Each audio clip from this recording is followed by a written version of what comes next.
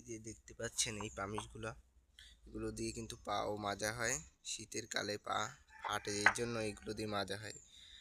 এগুলো এই যে এগুলো কিভাবে তৈরি হয় সেটা দেখতে হলে চ্যানেলটিকে অবশ্যই সাবস্ক্রাইব করে রাখবেন। এই যে দেখুন,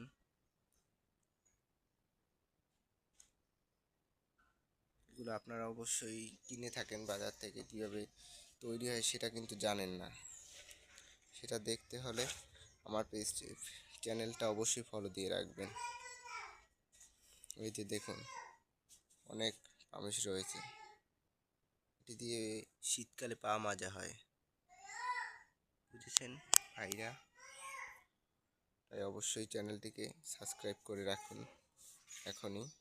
আমার নেক্সট ভিডিওতে দেখাবো কীভাবে এই পামিশ তৈরি হয়, তারপরে এরকম ডিজাইন করা হয়, সবগুলো আমার ভিডিওতেই পাবেন।